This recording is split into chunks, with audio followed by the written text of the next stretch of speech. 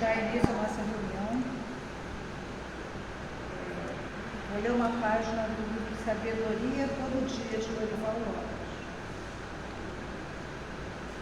Preencha o coração com esperança, não apenas com faísca ou retalhos, mas com esperança valente, talentosa, completa.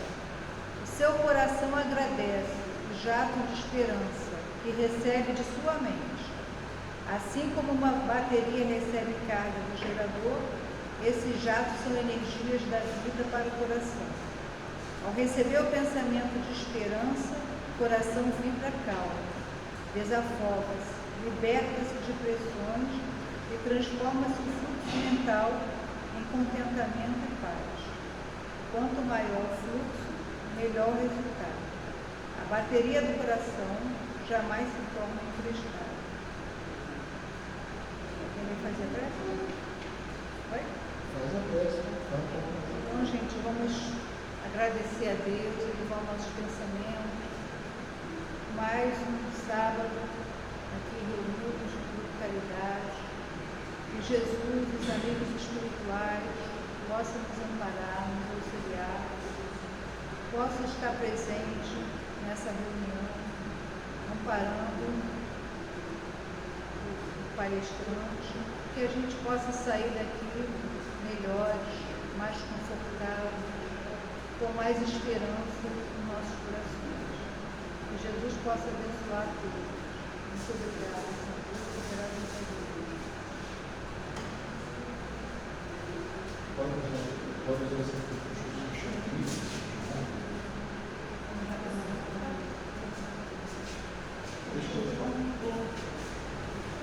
Bom, boa tarde, pessoal.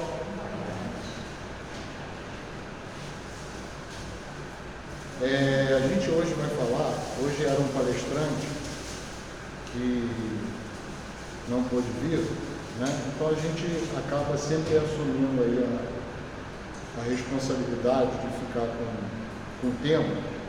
E o tema hoje é sobre pena de morte. Queria iniciar perguntando a vocês: quem acha que é favorável à pena de morte? Levanta o dedo. Muito bem. Bom, vamos ver a questão da lei divina, né? Quem nos dá a vida é Deus, e somente Ele pode tirar.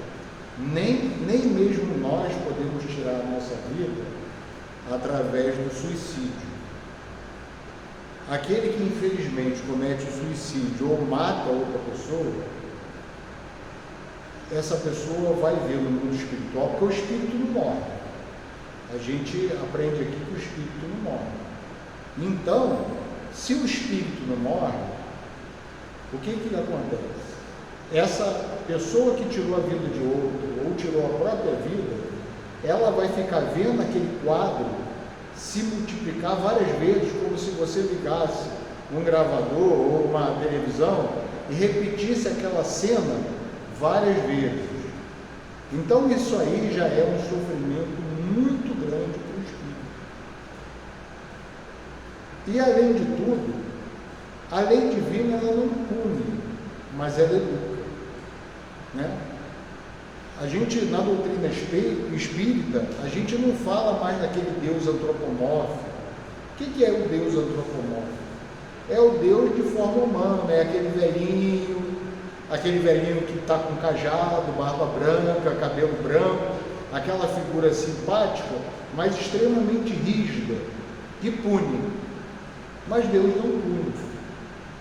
O que a gente tem que pensar que, por maior que seja o delito, essa pessoa que comete um crime, às vezes um crime hediondo, como estupro, mata uma criança, ela tem que ir para a prisão e dali ficar um tempo grande, né? Segundo a legislação de cada país, tem país que tem pena de morte, tem país que tem prisão perpétua. Por exemplo, nos Estados Unidos, não é todo, porque aqui é uma lei assim, que abrange todo o território nacional, né? O que vale aqui no Rio de Janeiro, vale em São Paulo, vale na Bahia, vale no Rio Grande do Sul, vale nas cidades do Nordeste. É uma lei única para todo o país. Nos Estados Unidos, essa lei, ela é diferente em cada estado. Nova York é uma lei, Califórnia é outra lei, então cada estado tem sua lei. E lá, muitas das vezes, o que acontece? O cidadão que comete um crime, que seria, naquele estado, sofreria a pena de morte, muitas vezes ele escapa para outro estado e vive clandestinamente, escondido, e nada acontece com ele. Tem um filme, eu não me lembro do nome, que eu vi há algum tempo, em que um senhor negro, uma pessoa muito humilde, não foi ele que cometeu o crime, tá? Só que ele estava próximo do local e havia, entre aquele povoado, muito preconceito, né? Por ele ser negro. O que aconteceu? As duas filhas de um homem importante da cidade foram mortas. E ele... Exatamente, a espera de um milagre. A senhora viu também, eu vi esse filme 2 vezes. Eu tinha esquecido o nome, muito obrigado. A espera de um milagre. E esse senhor, ele é preso e condenado à pena de morte. O interessante é que ele era uma pessoa tão boa, que ele tinha o dom da mediunidade, ele curava as pessoas. Ele ficou preso durante bastante tempo, foi julgado, e ali não tinha perdão, né? Ele foi acusado de ter matado as duas meninas, né? E além de tudo, era um homem importante na cidade. E foi condenado e foi executado. Mas antes dele ser executado, o tempo que ele passou na prisão, ele assim, ajudou a muita gente que sabia que ele tinha esse dom, que ele curava.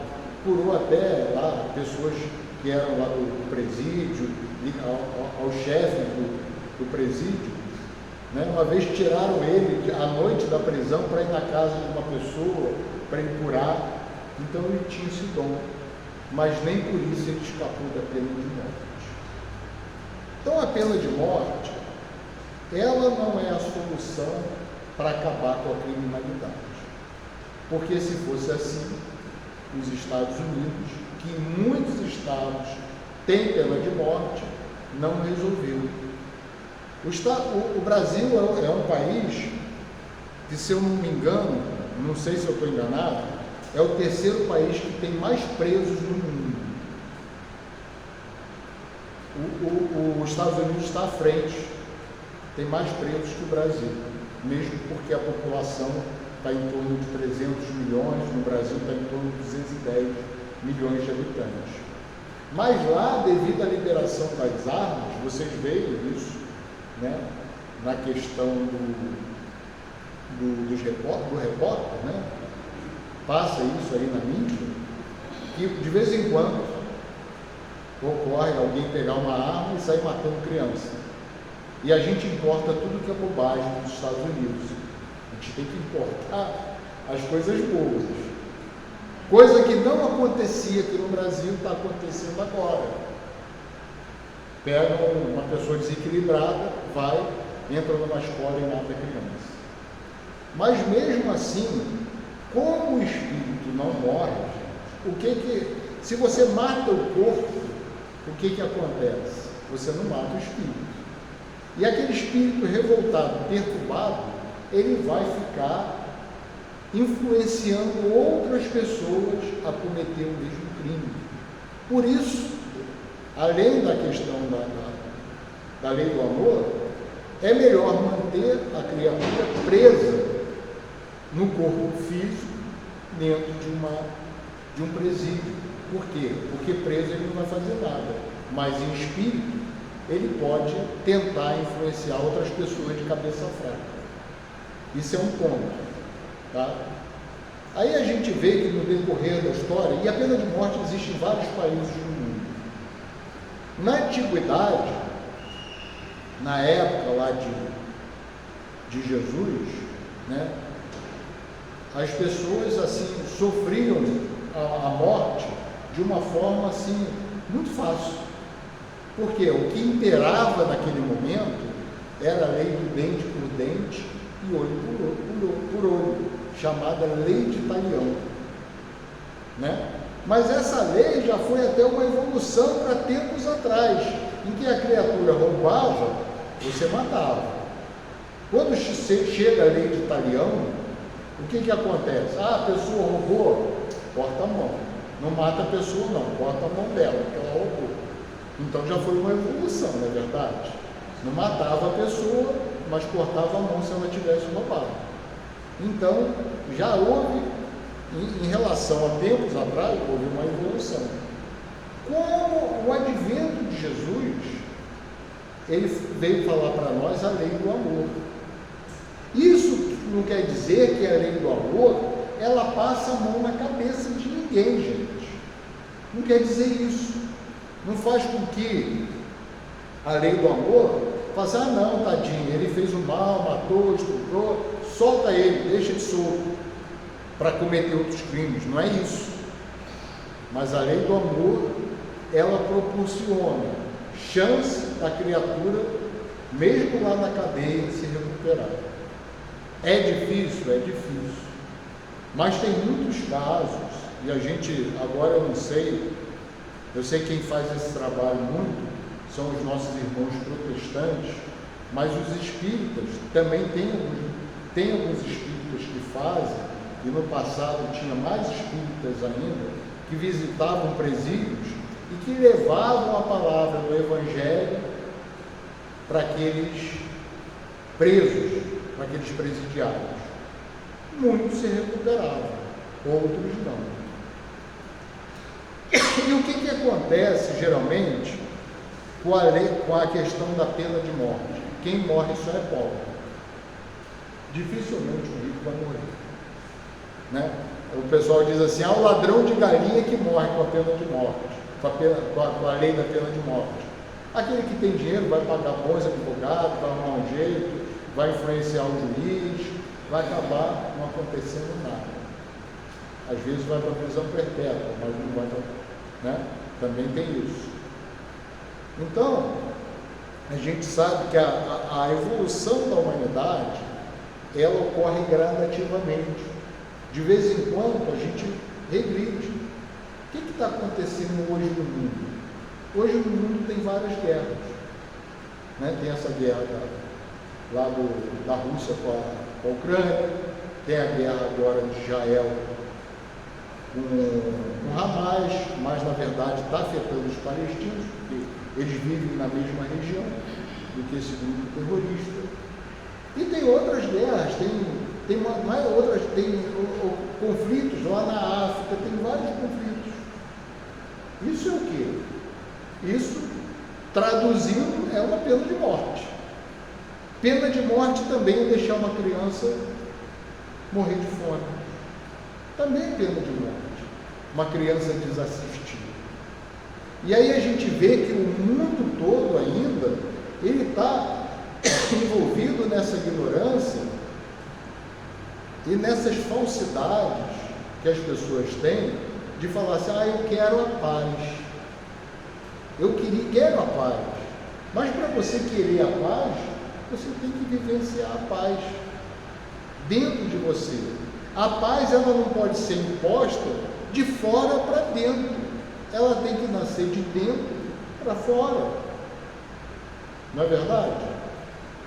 Então você vê, e aí eu lembro a pregação de uma pessoa que eu acompanhei muito, não fisicamente, mas através da rádio, que meu pai acompanhou, conheceu, abraçou, que foi um pregador, Alzino Jaú, né? Que foi um grande pregador do Evangelho de Jesus e que, à luz da doutrina espírita, ou seja, ele pregava o Evangelho, baseado nos conhecimentos espíritas, na lei universal da reencarnação e na sobrevivência da alma, na existência de Deus e tudo mais que a doutrina espírita também nos fala. Então ele falava assim, que na verdade essas reuniões que existem são defuntos engravatados. E a gente hoje sempre chega a essa conclusão, né? Que aquele pessoal que está lá fazendo aquela reunião das organizações das Nações Unidas, aquele pessoal, a maioria, na verdade, está ali para quê? Para aparecer, para poder estar ali, na verdade, sem aquele comprometimento, né? Então, o que é isso? É um defunto engravatado, tá certo? Então a gente vai fazer o seguinte, chegou o nosso irmão, Marcelo, que ele vai dar continuidade, a gente talvez não possa continuar mais o tempo todo, porque já deu, eu não sei que horas são, agora, aí o senhor continua mais umas meia hora, tá bom? Então, pode vir, meu amigo.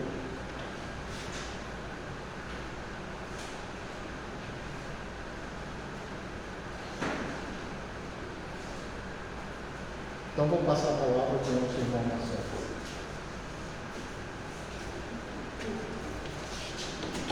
Boa tarde, desculpe o horário.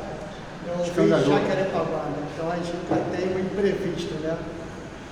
Bom, recebi o convite aqui, agradeço mais uma vez, Marcos, pela oportunidade de estar aqui e falar um tema que é um pouco assim, delicado em termos de se deve ou se não deve ser aplicado a questão da pena de morte. Então, existem muitas teorias sobre a pena, cada qual a altura do desenvolvimento espiritual e moral da sociedade. Então, isso ocorre ao longo do tempo, o juízo da sociedade ela é aplica sobre os erros do próximo. Então, pena, quando se fala em pena é um castigo por algo que você tenha praticado contrário à lei. E a lei, ela muda de acordo com os tempos, né? E de acordo com os lugares. Às vezes, o que é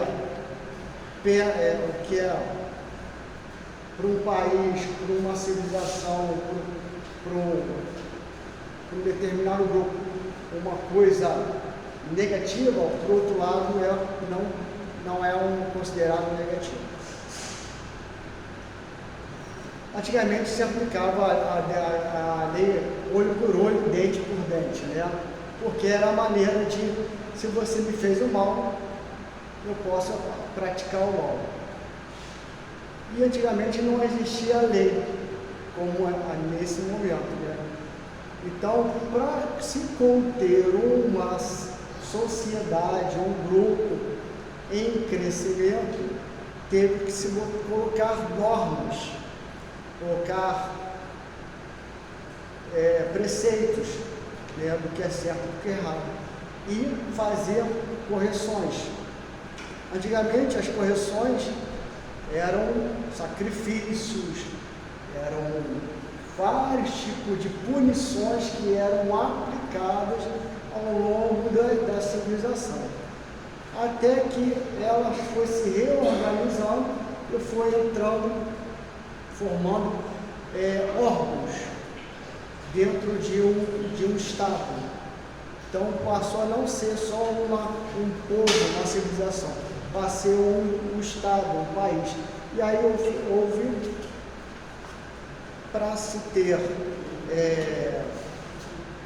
uma direção e uma ordem na civilização, na população, foram buscar leis, normas de conduta, né, aplicadas. E aí aquele olho por olho, dente por dente, passou a não ser mais impregnado, não ser mais empregado, se agora ser feito por uma organização, um Estado, para controlar a sociedade, né? Então, antigamente era um Estado, quando você fala em punição, você é um estado de vingança. Ainda é um estado negativo, né? Então isso, com o tempo, passou-se a mudar. Em vez de ser vingança, e sim uma correção. Só que a correção, ela ainda continua para alguns crimes, sendo aquela correção drástica. Ainda continua sendo a pena de morte, a condenação de morte.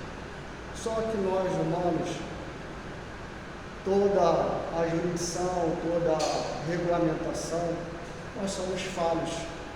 Nós temos nossas questões morais e racionais. Estamos aqui nesse planeta para aprender. Então, somos suscetíveis de falhas, de erros, de julgamentos, de equívocos, que ao longo do tempo, em algum momento desse planeta, vai haver a transformação.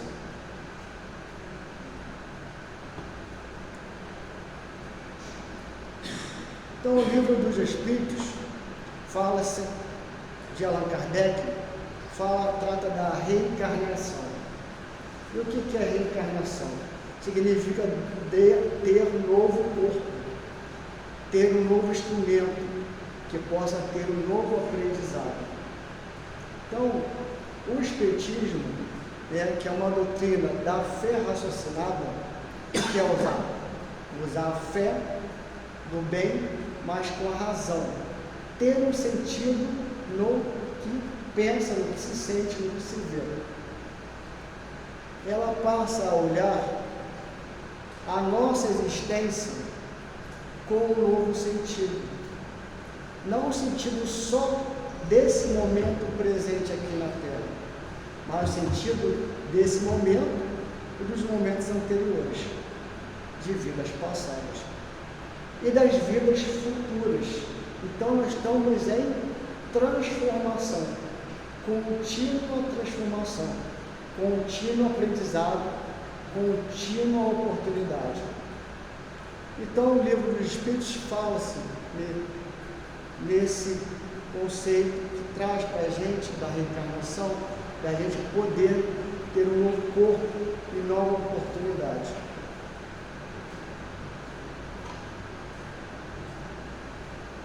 Então, no Livro dos Espíritos, trata-se na página 166 a 168,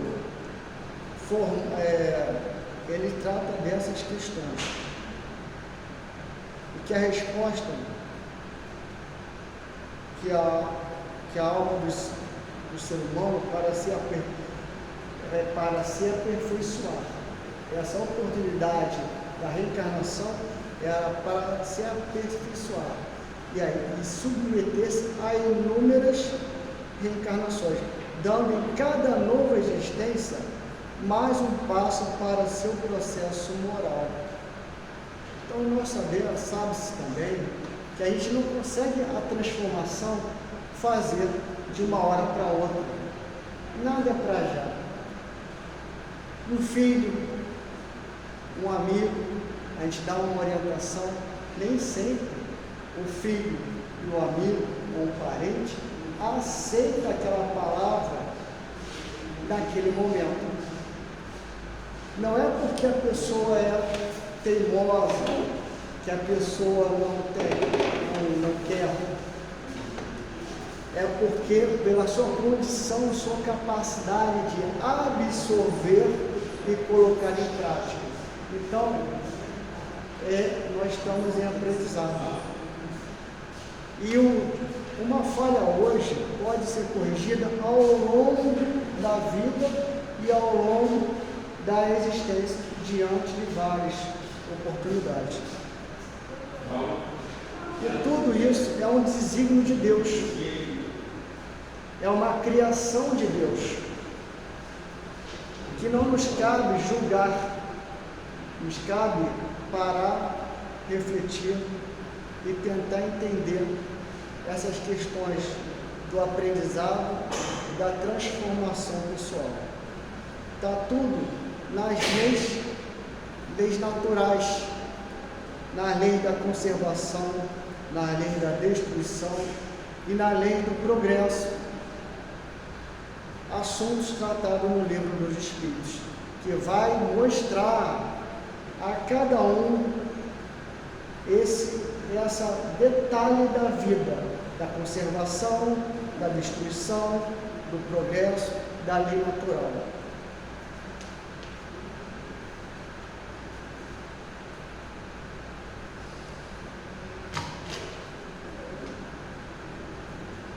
Como foi dito há um tempo, o Espiritismo é a fé raciocinada, ela se baseia em uma das vertentes na pluralidade das existências.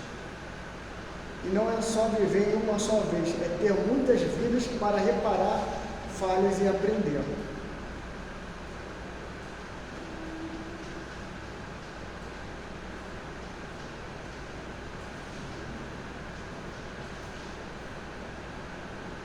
Então a vida, ela, o ser humano, para o verdadeiro cristão, pertence a Deus. E tirá-los é interromper essa missão do Espírito, como bem esclarece a questão 746 do Livro dos Espíritos. Pois aquele que tira a vida de um semelhante, interrompe uma vida de expiação ou de missão. Então, quem pensa que essa terra aqui é de frutos, gozos e coisas boas, aqui nesse planeta é uma vida de transformação, de esforço, de superação, de compaixão e de responsabilidade. Então, o Livro dos Espíritos, na questão 760, esclarece: a pena de morte desaparecerá um dia da legislação humana, e sua supressão assinalará o progresso da humanidade. Quando os homens forem mais esclarecidos, a pena de morte será completamente abolida da terra. Então, todas as questões são questões que a gente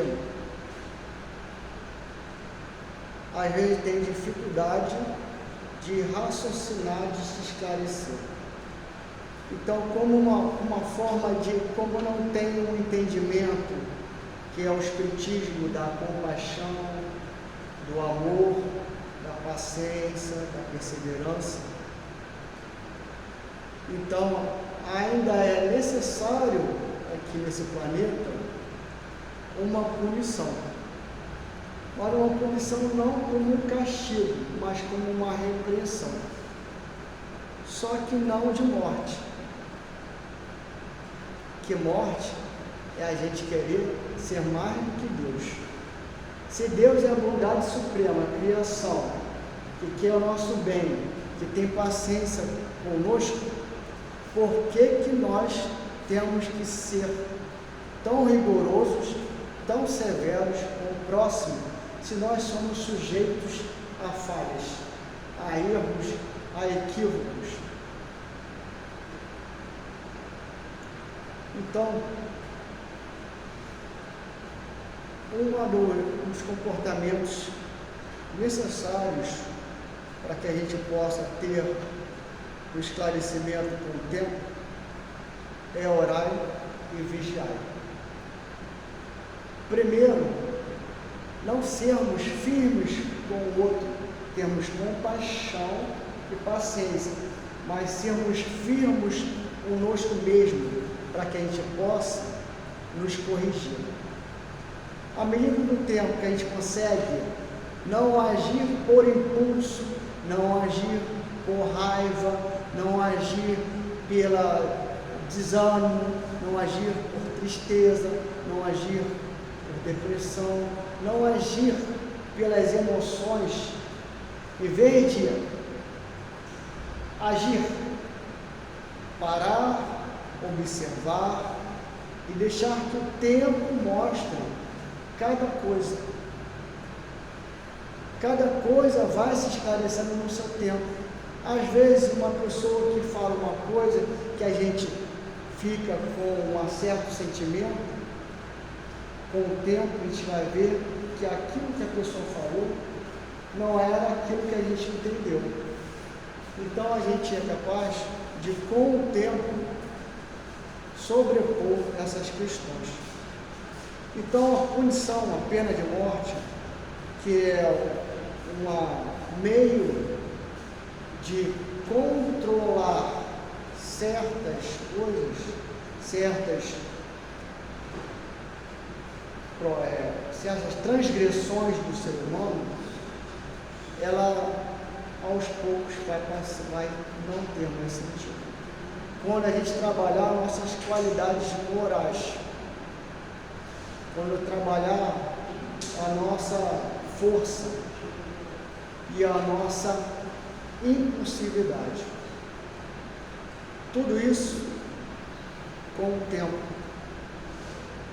E com o tempo, Deus, pela sua bondade suprema, vai nos mostrando que tudo é transitório e que temos a oportunidade de nos transformar. E aí, lembrando do antigo dirigente da casa a qual eu pertenço, José Medina dos Santos, ele falava: até o último minuto, até o último segundo, o ser tem a condição de se transformar, de se arrepender e de esclarecer dentro do coração o que fez de errado e o bem que é a vida. Então, se nós temos essa oportunidade até o último segundo dessa vida, e pela continuidade da vida temos a oportunidade nas outras vidas, então a pena de morte passa a não ter sentido, porque ela não vai mudar o ser humano matando, não vai mudar o ser humano dando punições severas, sem dar a base para que eles possam se transformar, sem dar exemplos e sem ocupar, sem dar ocupação. Eu vi num dos comentários, nos estudos, termo jurídico, que o promotor, ele falou que só prender não corrige, punir não corrige. Então, mudar essa questão da pena de morte vai levar um tempo. Sim, vai levar um tempo. E como é que pode mudar uma situação, não só da pena de morte, ou de qualquer situação assim que traga preocupação na sociedade? Mudando a si próprio. A mudança começa de dentro para fora. A correção começa de dentro para fora.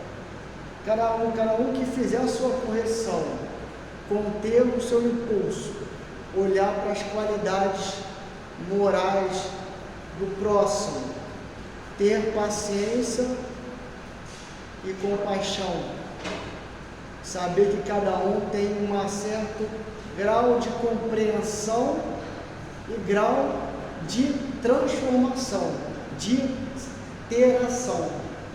o perfil humano, às vezes, tem seres humanos que eles são ativos, tem seres humanos que eles são mais pacatos, tem seres que você precisa pegar na mão, tem alguns irmãos que precisam só falar, tem outros que você precisa acompanhar. Então a gente precisa com qualquer um, seja um parente, seja um amigo, seja um profissional, em qualquer área, é observar, primeiro, não pensar, observar e tentar sentir a palavra, as ações. Quando a gente começa primeiro a ter a observação, a razão vem em segundo plano como esclarecimento do que você está observando. Então nós temos a nossa intuição, nós temos nossa sensibilidade, nós temos nossos amigos protetores nos ajudando, nos orientando. Então tudo isso é um meio da gente ter uma correção interna e agir da melhor forma externamente. Fazendo isso, tudo que possa parecer conturbado, elas começam a se serenar. A claridade e o bem começam a se serenar. Para que a gente possa ter um elemento de paz numa casa, no trabalho, no lar, a gente precisa ser esse elemento de paz e fazer essa sintonia com o alto, para que a gente possa realmente agir como Jesus falou várias vezes para a gente, vários preceitos. E aí, vindo no carro, não está nada programado, mas ele fala: vem a mim os fracos, os cansados, os tristes. Então, quando a gente pensa que a gente não tem mais força, quando a gente pensa que a humanidade não tem jeito, é o momento que tem jeito, onde a gente faz, quando a gente se desprende do nosso sentimento de vitimização, de preocupação, de tudo, a gente passa, quando a gente se desprende disso, a gente forma um caminho, um elo com Deus e consegue o apoio que a gente precisa. Nas horas mais, às vezes, impossíveis e tenebrosas da nossa vida, a gente consegue, quando a gente se desprende do nosso próprio eu, a gente está ali entregue de coração para o alto, pedindo um apoio, um socorro. Se a gente, somos nós, que não estamos sob pena de morte, julgada por um outro ser humano que aplica a lei, temos a oportunidade, por que um ser humano que infringiu a regra e por uma lei pelo Estado não pode fazer a mesma coisa? Nos últimos momentos da vida, se entregar a Deus e se transformar. Então, se nós podemos, aquela que está sob pena pode. E se essa força maior que nos permite a gente transformar e ter a oportunidade de ser melhor, a gente pode. Então, essa pena de morte é só uma questão humana que ainda não sabe lidar com o ser humano, nos seus amplos aspectos, pois ainda não sabe dessas questões das vidas, da pluralidade das vidas, da reencarnação e da força que habita dentro de nós. Então, todo esse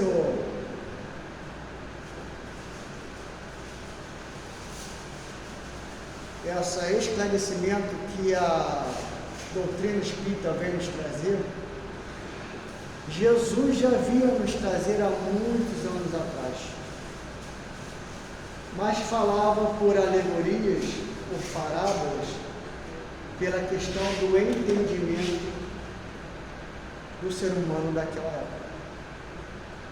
E conforme foi se evoluindo, esclarecendo, as leis foram não tão bárbaras, passaram a ser leis mais brandas. Aí houve a luz do esclarecimento através do Espiritismo e de outras filosofias. Então, que possamos ter a tranquilidade em cada momento da vida de, em qualquer situação, ter um momento para respirar e para esse vir um esclarecimento, uma intuição. Essa intuição é a oportunidade de Deus, através dos irmãos espirituais, a nos ajudarem, a gente nos tranquilizar diante de todas as situações e poder, com o tempo, tudo se encaminhar para o bem.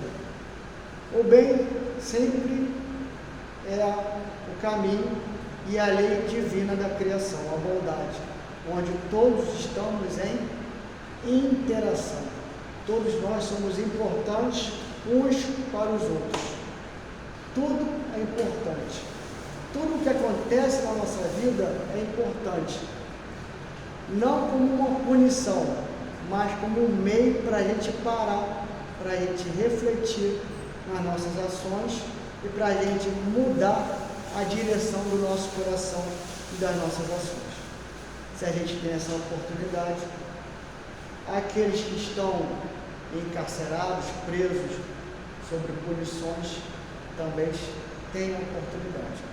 Então, quanto mais a gente vibrar no bem, quanto mais a gente cultivar esse bem dentro de nós, esse bem, por mais dificuldades que possamos ter, vai prevalecer em nossas vidas. É isso. Temos tempo, se quiser falar, fica à vontade. Se o senhor quiser continuar. Continuar? Você fica à vontade.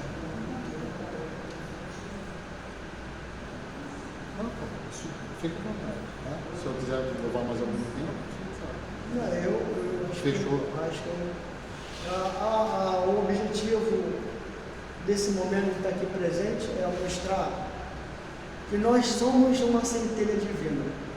Nós temos a centelha divina da criação. Nós fluímos sobre dois caminhos, coração e razão. Se a gente botar na balança do equilíbrio, coração e razão, nem tanta emoção, nem tanta razão, nem tanta vitimização, nem tanto julgamento. Quando a gente parar, frear nossos pensamentos por palavras, aí lembrei novamente do amigo mediano, que ele falava: use a palavra generosa e necessária. Se a palavra para qualquer irmão, filho, pai, irmão, parente, amigo, tal, for para pontuar, para crescer, e saber que a pessoa está preparada para receber a palavra,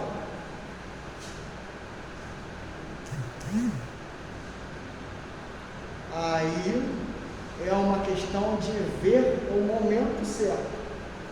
Mas se for para pontuar uma questão só para frisar o que ela está fazendo, o que ela está sendo, só para um julgamento, uma crítica, essa palavra sempre o outro vai receber com maus